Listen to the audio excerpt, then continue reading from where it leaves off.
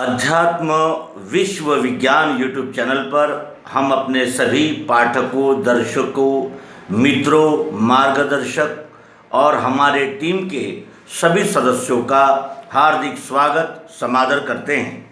मित्रों, शंका समाधान के इस सत्र में कुछ प्रश्न प्राप्त हुए हैं और प्रश्न यानी शंकाएं जिनका समाधान अवश्यंभावी है। पहला प्रश्न होली हिंदी फ्लिक्स इस यूट्यूब चैनल की ओर से आया है। वो कहते हैं कि एक ब्लैक होल नाम का एक स्थान है जो बड़े बड़े ग्रहों को भी निगल लेता है और वो कहते हैं कि इससे ये स्पष्ट है कि ये विश्व जो है ये यानी स्थायी नहीं है और अजर अमर नहीं है, तो इसका भी नाश होता है, ये अविनाशी नहीं है, ऐसा उनका कहना है। और सर्वप्रथम तो हम उन्हें बधाई दें, अभिनंदन करें कि वे इस अध्यात्म विश्व विज्ञान यूट्यूब चैनल पर आए, उन्होंने हमारे एपिसोड्स ध्यान से देखें और उन्होंने अपनी प्रतिक्रियाओं से हमें उपकृत किया है, उत्साहित किया है और इसी तरह हम उनका प्रेम और उनका सहयोग सतत चाहते हैं। अब आइए उनके प्रश्न की ओर चलें। हमने देखा था कि परमात्मा का जो विश्लेषण, जो स्पष्टीकरण अध्यात्म विज्ञान के द्वारा हम करते हैं, उसमें हम कहते हैं कि ये परमात्मा 3 अंगों से जाना जाता है। वस्तु एक ही है, परमात्मा 10 नहीं है, परमात्मा एक ही है, लेकिन उसको जानने के लिए उसका विश्लेषण करना पड़ता है। कोई भी वस्तु हो, किसी भी वस्तु को जानने के लिए उसका विश्लेषण करना पड़ता है। जैसे उदाहरण के लिए हम स्वयं को ही ले लें। अब हमारा अगर विश्लेषण करना है तो इसमें 3 पार्ट्स आपको दिखेंगे। एक पार्ट है जो दिख रहा है, ये हाड़ मांस का 3.5 हाथ का शरीर जो दिख रहा है। अब इस शरीर के अंदर यानी जो इस शरीर को धारण किया हुआ है उसमें कुछ विशेष गुण हैं, कुछ लिखने का है, कुछ पढ़ने का है, कुछ बोलने का है, कुछ न कुछ विशेषता होती है जो सूक्ष्म रूप से अंदर होती है, यानी सूक्ष्म होती है, अव्यक्त होती है, उसे देखना होता है। एक जो दिख रहा है, दूसरा जो देखना पड़ता है। और क्या दोनों अलग अलग हो सकते हैं? इस शरीर से, इस शरीर के अंदर जो गुण है या जो कुछ विशेषताएं हैं वो इस शरीर से अलग है, या इस शरीर को अलग रखकर उनका हम विचार कर सकते हैं। जब भी स्वानंद कहा जाएगा तो शरीर के साथ वो गुण और उन गुणों के साथ शरीर उपस्थित होगा, यानी तीसरा भाव हो गया नाम। पहला भाव जो है ये शरीर, ये सतत रूपांतरण होता है। जब हम पिता में नहीं थे तब भी हम कहीं थे, लेकिन अव्यक्त थे। पिता में आए और फिर व्यक्त हो गए, वहाँ भी माइक्रोस्कोप के जरिए उस वीर्य में के यानी जो जीवाणु थे वो देखे जा सकते थे, यानी वहाँ यानी व्यक्त तो हुए लेकिन सूक्ष्म हुए, सूक्ष्म थे। फिर माता के गर्भ में चले गए तो फिर क्या हो गए? स्थूल हो गए। फिर स्थूल भी हुए तो बेर की तरह, फिर आम की तरह, फिर इस तरह वो विकसित हुआ वो गर्भ, और माता के पेट में पूरा तैयार हुआ और तब भी अव्यक्त ही था। ये तो पता था कि माता के पेट में हम हैं, लेकिन व्यक्त नहीं था। जब वो बाहर आया तब वो व्यक्त हुआ। पहले अव्यक्त था, यानी पहले सूक्ष्म था, फिर स्थूल हुआ और फिर बच्चा, छोटा सा बच्चा, फिर उसके बाद धीरे धीरे वो बढ़ा। वो भी हम ही थे, हम ही थे जब पिता में थे, हम ही थे जब माता में थे, हम ही थे जो बाहर आए, जो छोटे थे, फिर बड़े हुए वो भी हम ही थे, जो युवा हुए वो भी हम ही थे, प्रौढ़ हुए वो भी हम ही थे, और आगे जब यानी विलय का समय आएगा तब भी वो हम ही रहेंगे। ये हमारा ही स्थित्यंतर है, हमारा ही परिवर्तन है। इस परिवर्तन होने वाली गति को क्षर गति कहते हैं। क्षर गति इसीलिए कहा जाता है कि उसका सतत रूपांतरण क्षरण होता रहता है। बनना, मिटना, बनना, रूपांतरण होना, बनना, कुछ देर रहना, फिर उसका विलय होना, ये चक्र अखंड चलता ही रहता है। इसमें एक क्षण का भी विराम नहीं आता और इसीलिए इस गति को क्षर गति कहते हैं, बदलने वाला स्वरूप। ये बदलने वाला स्वरूप क्या है? पृथ्वी, जल, अग्नि, वायु, आकाश, सत्वगुण, रजोगुण, तमोगुण, यही इस विश्व विधाता के प्रकृति के अंग है। यानी प्रकृति जो है, यानी प्रयोग द्वारा कृति करने पर जो प्रकट होती है उसे प्रकृति कहते हैं। और ये अष्टधा प्रकृति का सतत रूपांतरण, यानी रात दिन एक क्षण भी ये स्थिर नहीं रहता, इसका रूपांतरण सतत जारी रहता है, इसे क्षर गति कहते हैं। तो क्षर गति में रूपांतरण होता रहता है। तो रूपांतरण का अर्थ क्या है? बनना, रहना और मिटना। हमने ऐसे कई उदाहरण देखे जिसमें कई देशों की हजारों वर्ग मील जमीन रात ही में यानी जलजला आया और उसमें वो समा गई समुद्र में। तो क्या संपूर्ण पृथ्वी समा गई? नहीं, कुछ खास स्थान समा गया। ये ऐसे हजारों लाखों अनगिनत तारे ग्रह इस विश्व में हैं। तो इस विश्व में ब्लैक होल नहीं है, ये भी हमारा कहना नहीं है। केवल हम उस विज्ञान को उतनी यानी स्पष्टता से नहीं जानते, इसलिए हम ये नहीं कह सकते कि कितने ब्लैक होल है, कहाँ है, कैसे कार्य करते हैं, कब कार्य करते हैं, आदि आदि।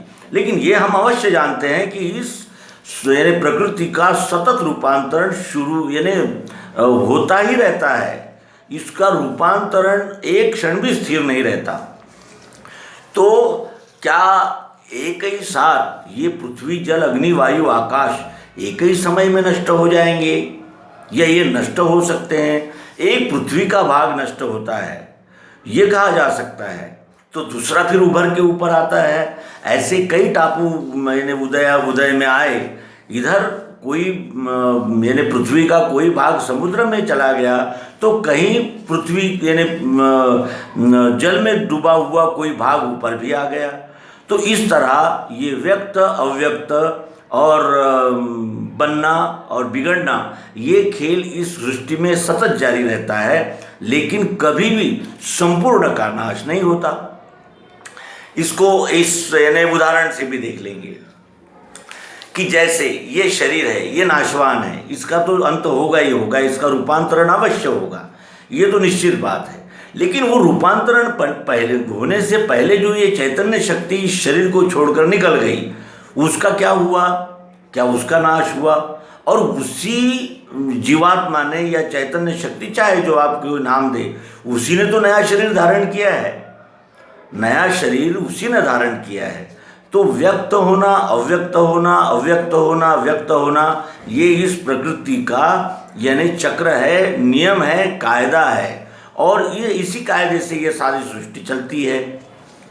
हम भी देखते हैं कि सुबह होती है, दोपहर होती है, शाम होती है, ठंडी, गर्मी, बरसात। अगर हम गर्मी के दिनों में इसी वातावरण को देखें तो ऐसा लगता नहीं है कि यहाँ कभी पानी भी बरसा होगा, और जब पानी के मौसम में देखते हैं तो वो गर्मी कहाँ चली जाती है।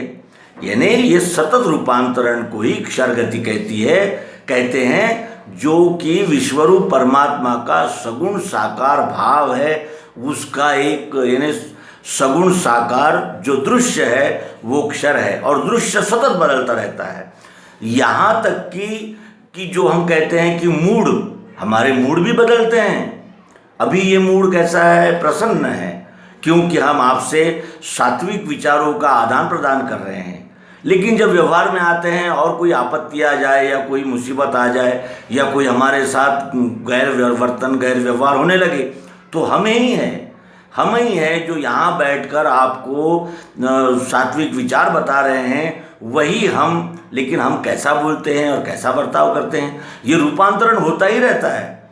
तो ये यानी शब्द, स्पर्श, रूप, रस, गंध और मन, बुद्धि, अहंकार, ये सतत रूपांतरण होते ही रहते हैं, ये कभी भी स्थायी नहीं रहता। ये स्थायी रहते हुए भी रूपांतरण होता ही रहता है। जैसे इसको और इसी उदाहरण से देखेंगे कि हम ही तो है जो अब आपके साथ वार्तालाप कर रहे हैं और आपको विश्वरूप परमात्मा के विषय में बता रहे हैं, और हम ही हैं जब दूसरे प्रसंग में कुछ और बर्ताव करने लगते हैं।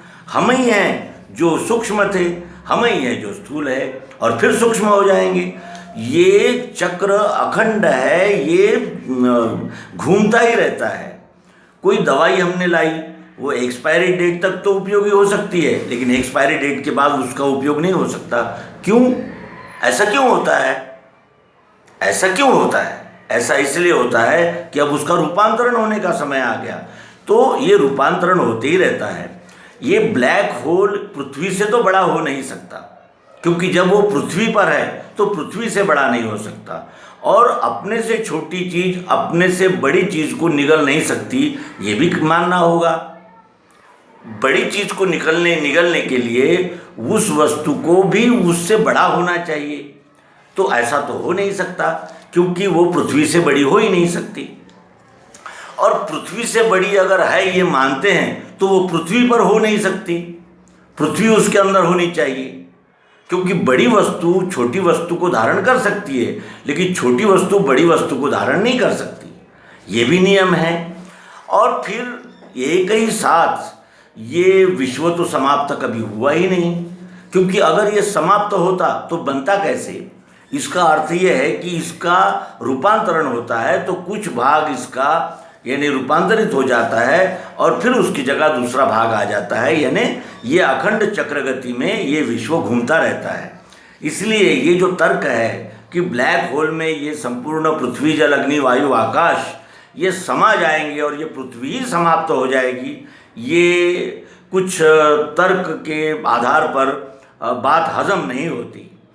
और दूसरा ये है कि कहते हैं कि सूर्य की एक विशेष आयु है, उस आयु के बाद वो सूर्य समाप्त हो जाएगा। तो सूर्य की आयु जो निकाली गई है, यानी शास्त्रज्ञ और जो अनुसंधान करता है उन्होंने जो आयु निकाली है, तो क्या वो सूर्य यानी सूर्य के पूर्व में थे या सूर्य की उन्होंने जो आयु गणना की है वो भी तो एक प्रकार का अनुमान ही है। ऐसा हो सकता है, वैसा हो सकता है। अनुसंधान क्या करता है? कहता है ऐसा हो सकता है, ऐसा नहीं हो सकता, यही कह सकता है। लेकिन ऐसा ही होगा ये कहने के लिए उसका प्रत्यक्षदर्शी होना आवश्यक है। और सूर्य का जन्म जिसने नहीं देखा वो सूर्य के अस्त के बारे में केवल अनुमान ही बता सकता है, उसको निश्चित नहीं कह सकता। तो ये भी एक बात है। इसलिए ये भी ये माना जा सकता है कि ये सृष्टि जो है ये अनादि है, केवल इसका रूपांतरण होता रहता है।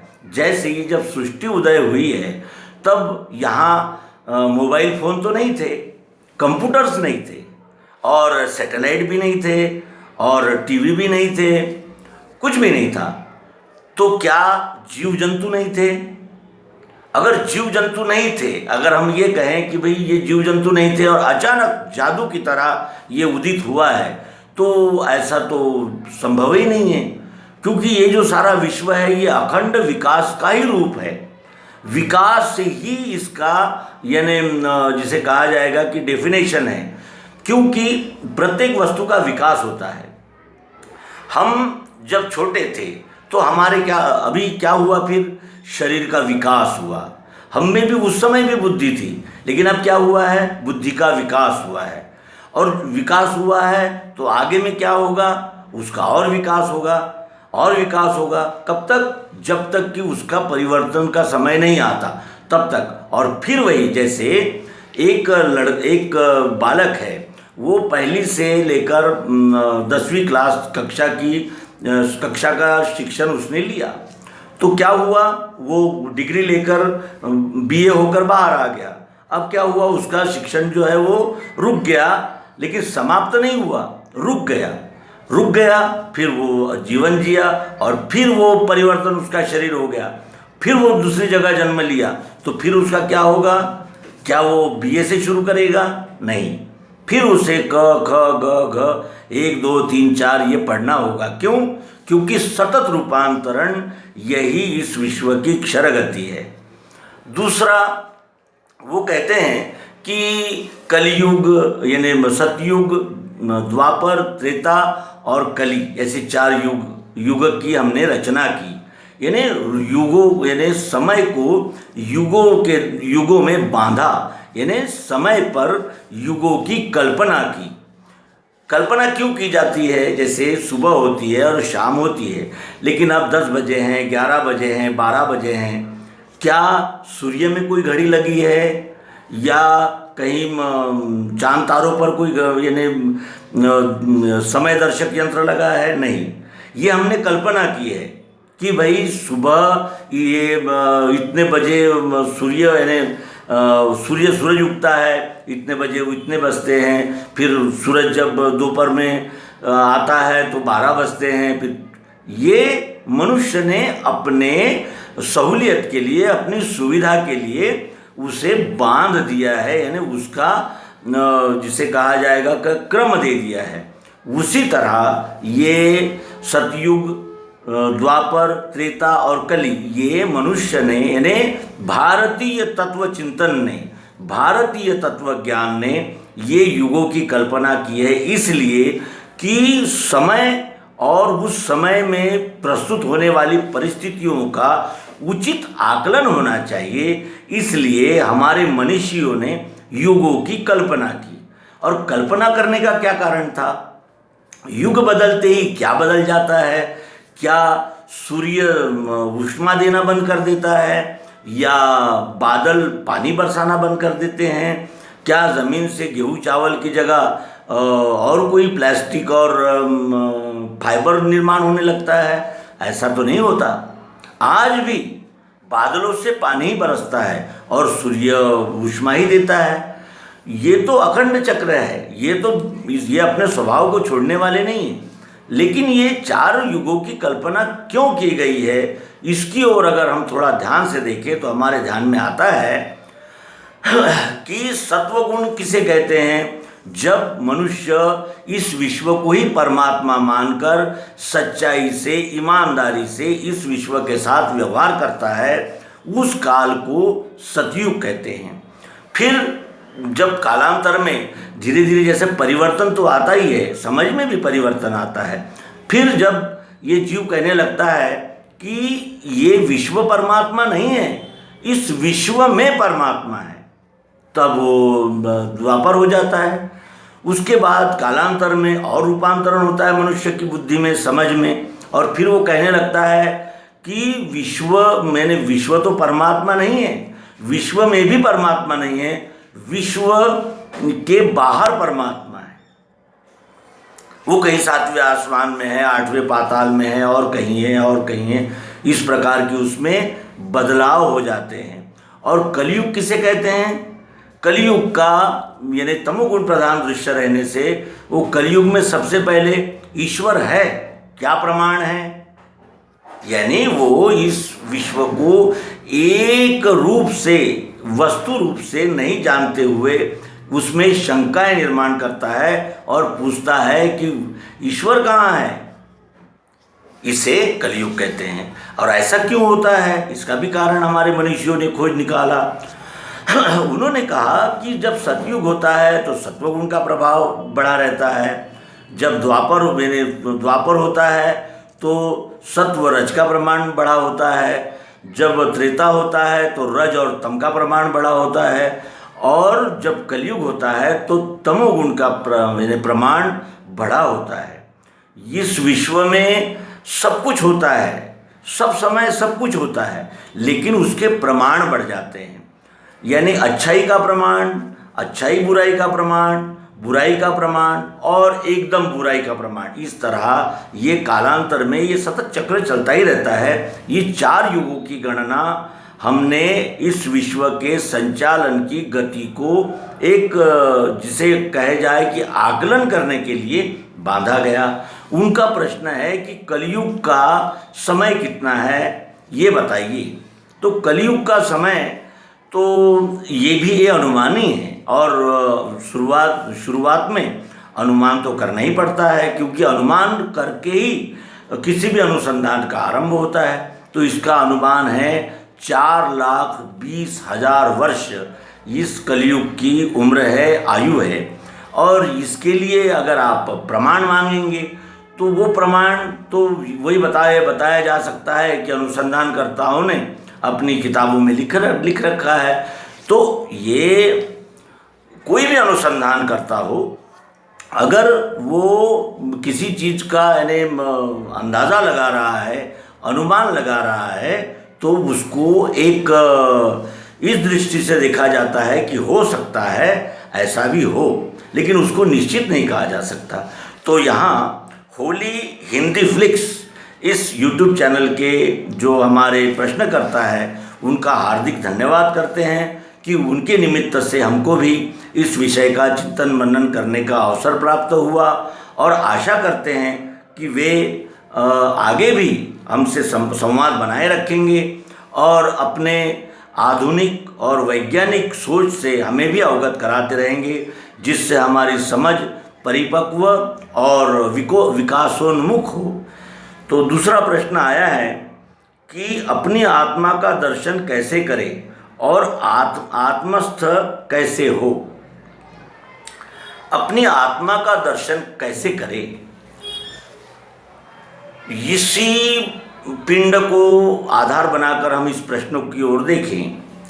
अपनी आत्मा का दर्शन कैसे करें, क्योंकि आत्मा जो होता है उसको देखना होता है।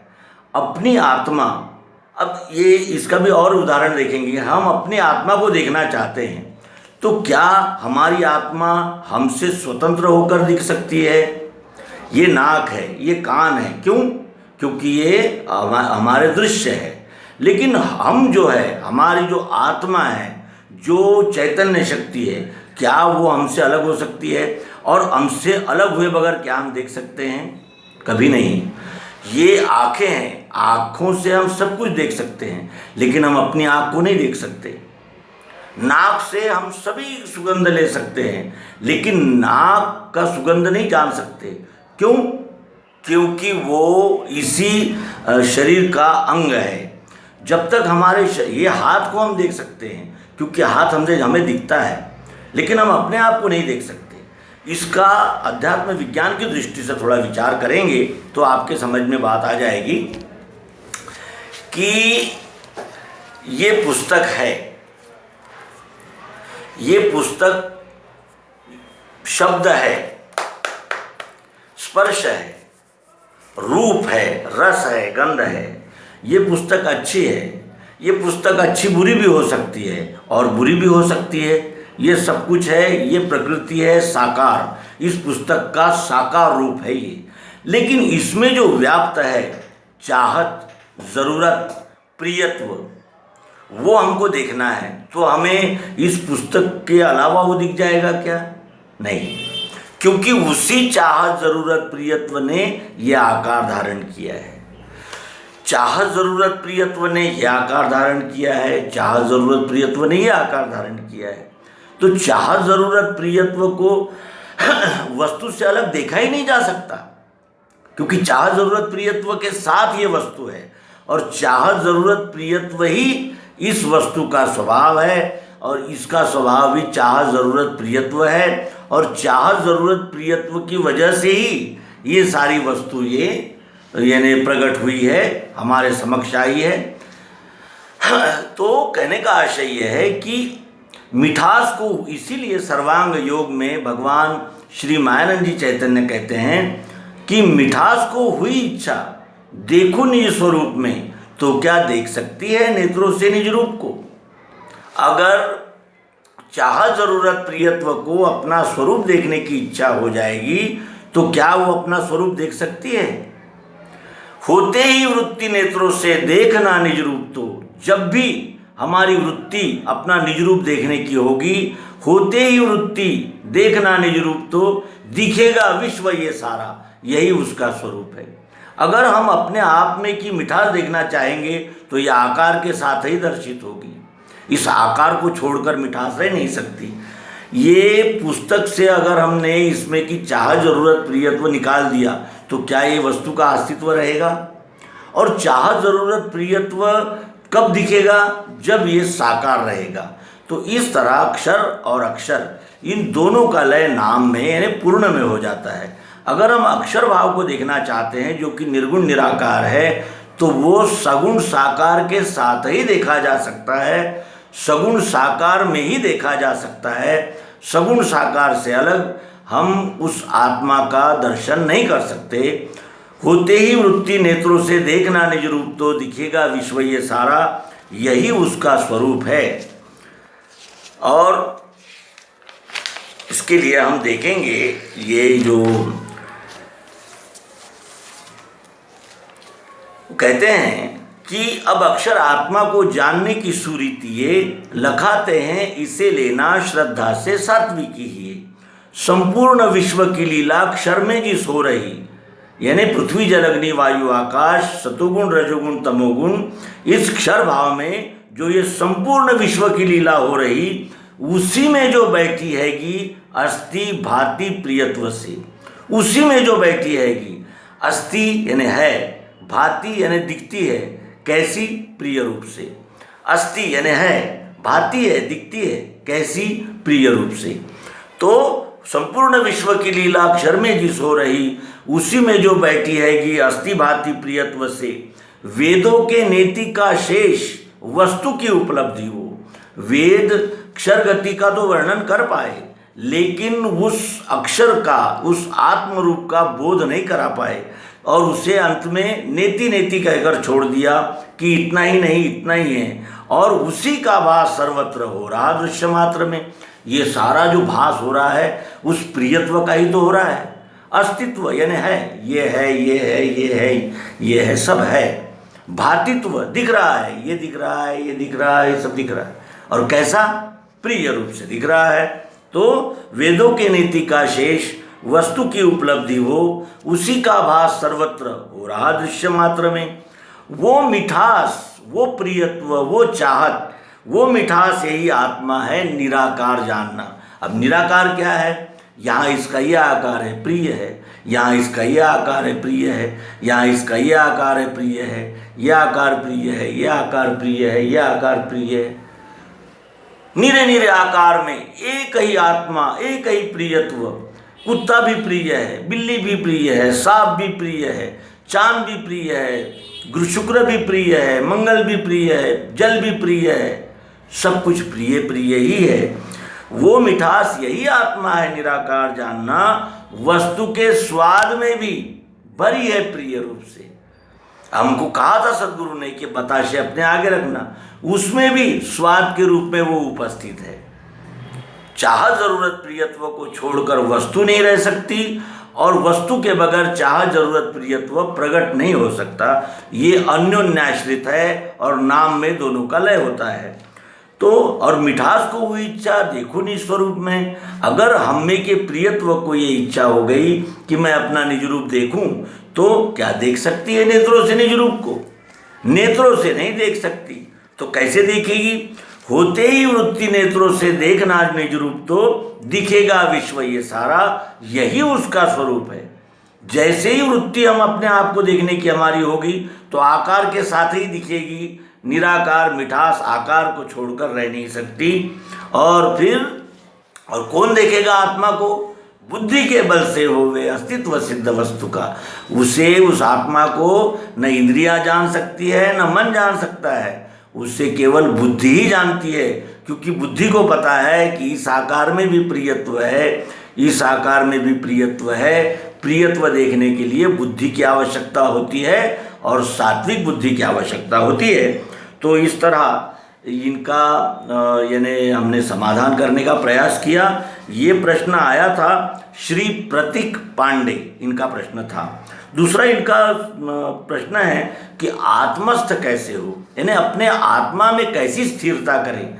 तो आत्मा में स्थिरता करने के लिए विश्वरूप परमात्मा को तत्व दर्शन के द्वारा जानना होता है।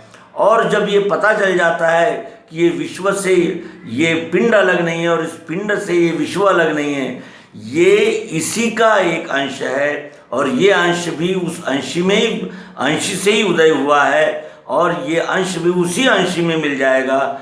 ये जब पता चलता है तब मनुष्य आत्मस्थ होता है, यानी इस विश्वरूप को जानकर इस विश्वरूप की सेवा में संलग्न हो जाता है। ये कहते हुए यहाँ शंका समाधान के ये सत्र को समापन करेंगे। आप सभी से हार्दिक प्रार्थना है कि कमेंट बॉक्स में अपनी प्रतिक्रियाएं देकर हमें उपकृत करेंगे। धन्यवाद। सद्गुरु भगवान की जय। विश्वरूप परमात्मा की जय।